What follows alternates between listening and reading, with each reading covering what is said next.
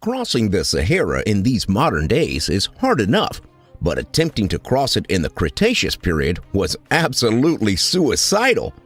Approximately 115 to 95 million years ago, during the time of Sarcosuchus, North Africa was lush and tropical, and throughout the region it was crisscrossed with large freshwater rivers.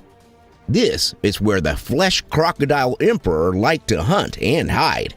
Basking in the sun or wading in the water while deciding what its next meal was going to be, this super croc frequented the areas of modern-day Mali, Niger, Algeria, and southern Tunisia.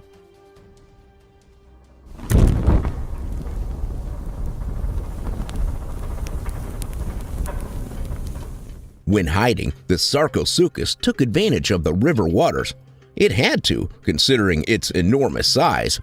Measuring in at approximately 40 feet long and weighing in the avenue of 8 tons, it needed every bit of cover that it could get. Luckily for the Sarcosuchus, there was no shortage of fresh waters to hunt in across Cretaceous North Africa during that time. Now you might think that it would be impossible to hide at this size, and that's understandable, but consider this.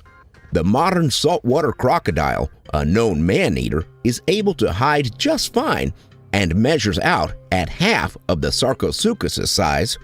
If this ancient hunter were still around, there are still places where it could hide and eat pretty much anything that came along. Now there's a thought that will keep you awake at night.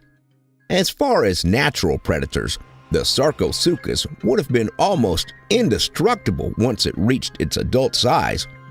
Unlike the crocodilians of today, however, which take around 10 years to reach their adult size, Sarcosuchus grew slowly throughout its entire life. This meant that other predators could eat it, but they had to be lucky enough to catch the wily crocodile while it was still small.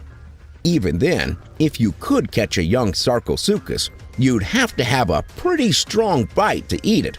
Sarcosuchus was covered in osteoderms, which are essentially plates of armor, efficient enough that evolution keeps producing them in the creatures of today. Our modern crocodiles have osteoderms as well, but their armor suffers with the occasional break in the plate arrangement, commonly around the neck and various other parts of their bodies. The Sarcosuchus probably didn't have this weakness. So, what do you eat when you are 40 feet long and equipped with such deadly weapons? You'd think, well, anything you want.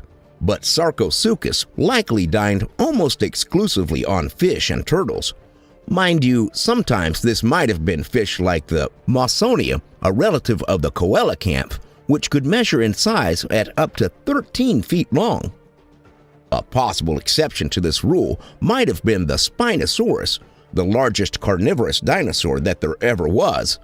Spinosaurus loved to eat fish, and so this would have put him in the emperor's domain far too often to avoid the occasional tangle. Now, you are probably wondering why the Sarcosuchus didn't eat more dinosaurs, and the answer lies in the design of its jaw. Like the modern-day crocodilian known as Ghiriowl, Sarcosuchus imperator had a long, thin snout which was better designed for scooping up fish than to all-out combat. The imperator's relatives in South America, such as Deinosuchus, had wider jaws, and because of this, they were more combat-ready. Wider jaws allow for eating not only a wider variety of prey, but for executing the famous crocodilian signature move known as a death roll. This is where a crocodile grabs its prey and spins its own body around, allowing it to rip limbs off or to shred the body of its victim. With his thinner jaws, it is unlikely that the emperor's skull could have sustained the pressures associated with this move. That's not to say that they were completely safe, however. One of the most interesting features of Sarcosuchus was its eyes.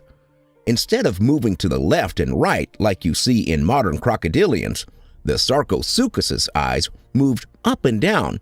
If you were approaching the edge of the water, then Sarcosuchus definitely knew you were there. Then it just needed to decide if it wanted to move closer and make you into a snack, or to back away and look for easier prey. Aside from its vertical eye movement, Sarcosuchus also had another interesting feature on its head: a bulla. Think of it as a large globe at the end of Sarcosuchus's nose. Now, we don't know if it used it as a club or if it served the purpose of creating sounds to call other imperators to join in for a big kill. But this distinctive feature definitely served a purpose, and it was present on both male and female Sarcosuchus specimens. Alas, the Sarcosuchus would not reign forever. Along with other prehistoric creatures, the Sarcosuchus was doomed to extinction, and over time, it and the other giant crocodilians eventually fade away. The closest of the surviving crocodiliforms in modern day would be the gharial for its appearance, and the saltwater crocodile for being the largest crocodilian reigning today. Thanks for watching. Please subscribe and comment below.